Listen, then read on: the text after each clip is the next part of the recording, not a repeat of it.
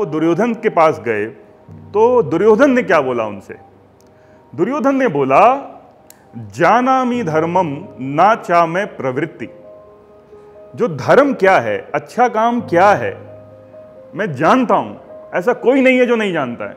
अच्छा काम क्या है मैं जानता हूं, ना चामे प्रवृत्ति, उसको करना मेरी प्रवृत्ति नहीं है।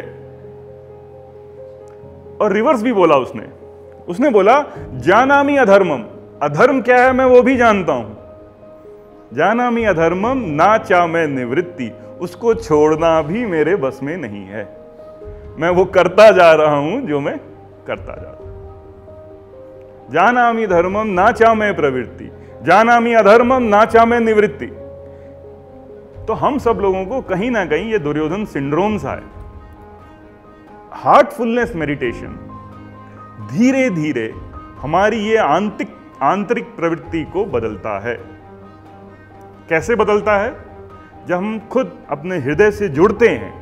और जैसे आप बोल रही थी कि कहीं ना कहीं जब हम हृदय से जुड़ते हैं तो अनायास, ना समझे ना जाने, हम अपने उस भाग से जुड़ जाते हैं जो कि दिव्य है, और वहां से हमारी प्रवृत्ति धीरे धीरे धीरे धीरे बदलने लगती है।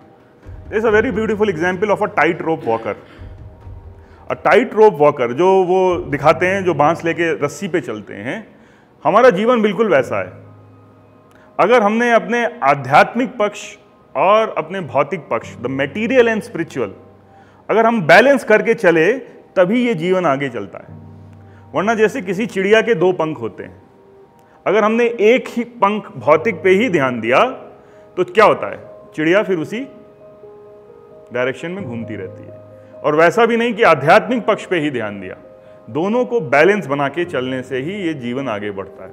Love is that magic potion, वो एक ऐसी जादुई क्षमता है जो अंदर से आपको पूरा तरह से बदल देता है, और बिना आपके जाने वो आपसे वो करवाता है जो आप कर भी नहीं सकते थे। सारे संबंध और सारे व्यवहार ऐसे हो जाएंगे, जैसे कहा गया है कि अपना रहन सहन और व्यवहार ऐसा उम्दा बना लें।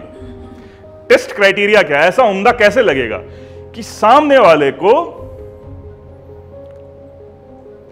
आपको देखने भर से उससे मोहब्बत हो जाए, उसे लगे क्या खूबसूरत चीज है। जैसे दिवाली की पूजा करते हैं, कुछ लोग इसलिए करते हैं कि अगर छूट जाए दिवाली की पूजा तो कुछ नुकसान होगा, लक्ष्मी जी नाराज होंगे। तो ये क्या हुआ? ये भय आया, फियर। तो पूजा आपने पूजा के लिए नहीं की, भय के लिए की। या पूजा आपने इसलिए की कि मुझे लक्ष्मी मिले अगले साल, तो ये लालच के लिए की। तो अगर मैं इन बच्चों के लिए एक सेशन लूं कि लिसनिंग टू द हार्ट, तो बोलेंगे ये क्या सिखा रहे हो? ये तो जैसे तुम बता रहे हो कि ब्रीदिंग कैसे करनी है, तो बहुत फंडामेंटल है, ये क्या बता रहे हो?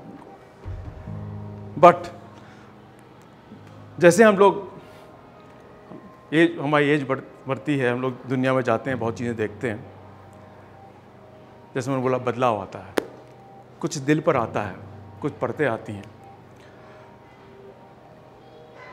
तो क्या ये परतें हटाई जा सकती हैं?